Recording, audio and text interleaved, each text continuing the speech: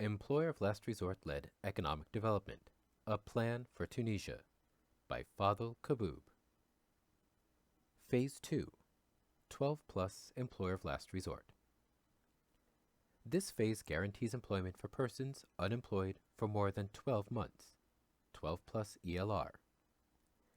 This group represents about 50% of the unemployment pool in Tunisia, which is approximately 216,450 people. This figure includes the 20,000 people from the HHELR, so the estimates for Phase 2 would be inflated, which could be justifiable since we expect the program to draw many people away from the informal sector and into the labor force given the improved working conditions and social benefits offered by the HHELR. After 2 years of logistical implementation of HHELR, the Employer of Last Resort Administration should be ready to make a smooth transition into the 12+ Employer of Last Resort. Under this program, several other government programs formally designed to deal with unemployment will be relieved both financially and logistically, which should make the 12+ Employer of Last Resort an even less significant financial burden, and therefore should help reduce inflation expectations stemming from the private sector.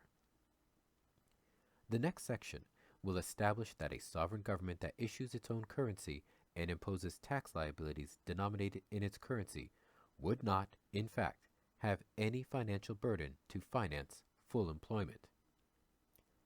Phase 2 may seem to create an incentive for job seekers to remain unemployed for more than 12 months in order to benefit from the Employer of Last Resort. This cannot be true, since most job seekers are already spending more than a year looking for work in a non-Employer of Last Resort system.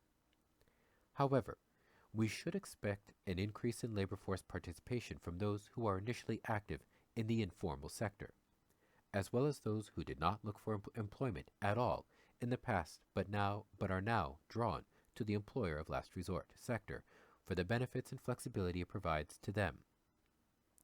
The experience of Argentina has revealed that women with no prior work experience in particular have been drawn to the Employer of Last Resort sector because of the benefits provided by the Employer of Last Resort that are not available in the private sector, such as proximity of workplace to home children, flexible hours, educational opportunities, availability of childcare, etc.